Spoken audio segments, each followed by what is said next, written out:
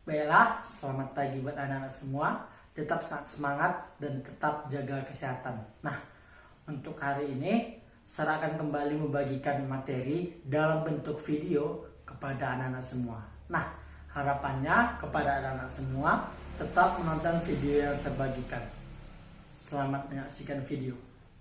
Ya, secara yuridis hukum, undang-undang yang mengatur tentang kewarganegaraan Republik Indonesia adalah Undang-Undang Nomor 12 Tahun 2006. Undang-undang ini mengatur tentang ketentuan-ketentuan orang yang digolongkan ke dalam warga negara Indonesia. Jadi, orang mana saja sih yang termasuk ke dalam warga negara Indonesia itu diatur di dalam undang-undang ini. Selain itu, undang-undang ini juga mengatur tentang perwarganegaraan atau tata cara bagi orang asing untuk memperoleh status kewarganegaraan Republik Indonesia melalui permohonan. Lalu, apakah kalian tahu perbedaan warga negara dan penduduk? Secara konstitusional, menurut pasal 26 Undang-Undang Dasar 1945, yang dimaksud warga negara ialah orang-orang bangsa asli Indonesia dan orang bangsa lain yang disahkan dengan undang-undang sebagai warga negara. Orang bangsa lain dalam hal ini yang dimaksud adalah orang asing yang ingin mengajukan diri menjadi warga negara Indonesia melalui sebuah proses hukum yang dinamakan naturalisasi. Dan penduduk itu sendiri memiliki makna warga negara Indonesia dan orang asing yang bertempat tinggal di Indonesia.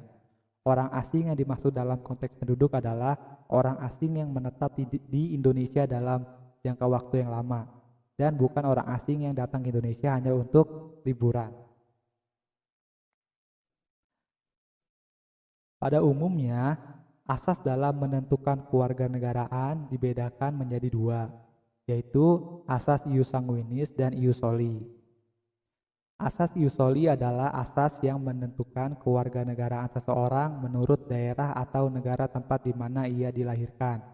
Contoh, orang tua Robert warga negara Amerika dan melahirkan di negara Inggris, maka anak yang dilahirkan tersebut menjadi warga negara Inggris. Negara yang menganut asas tersebut antara lain adalah Inggris, Mesir, dan Amerika. Yang kedua itu ada asas ius sanguinis, yaitu asas yang menentukan kewarganegaraan seseorang menurut pertalian darah atau keturunan dari orang tua yang bersangkutan.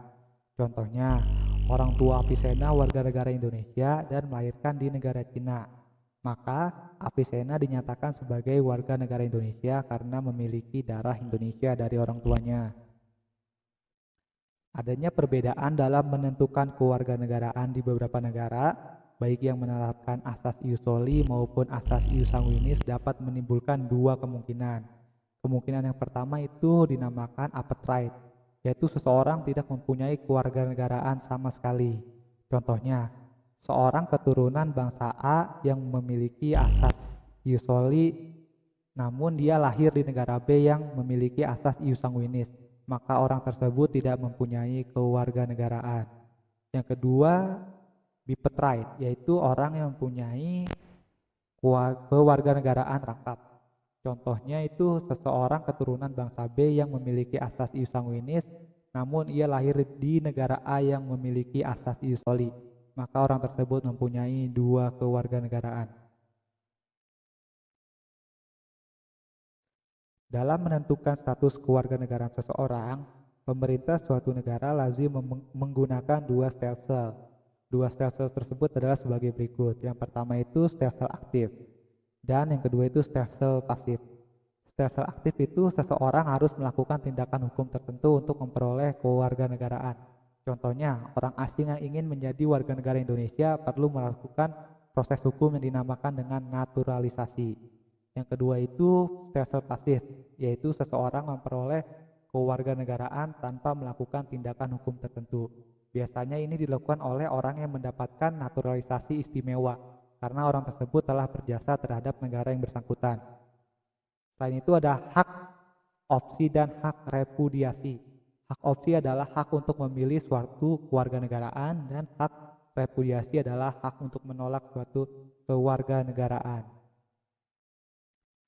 Berdasarkan Undang-Undang Nomor 12 Tahun 2006, terdapat 4 cara untuk memperoleh status kewarganegaraan Republik Indonesia. Yang pertama itu keturunan atau pertalian darah, yang kedua kelahiran atau tempat lahir, yang ketiga pengangkatan, dan yang terakhir itu perwarganegaraan atau naturalisasi. Naturalisasi itu sendiri terbagi menjadi dua macam, yaitu naturalisasi biasa dan naturalisasi istimewa. Naturalisasi biasa itu seperti yang sudah saya jelaskan sebelumnya, yaitu orang asing yang ingin mengajukan diri menjadi warga negara Indonesia, dan orang asing tersebut harus melalui proses hukum di Indonesia. Dan yang kedua itu naturalisasi istimewa, yaitu orang asing yang dihadiahi status warga negara Indonesia karena telah berjasa. Baiklah buat anak-anak semua, tadi anak-anak semua telah menyaksikan video yang saya bagikan. Dan seperti biasa, saya mau bagi anak-anak semua untuk membuat ringkasan minimal 2 halaman dan mengirimkannya ke dalam grup Google Classroom. Nah, jika ada yang kurang dipahami, bisa langsung ditanyakan ke saya. Cukup sekian untuk materi hari ini. Selamat pagi, tetap semangat dan tetap jaga kesehatan.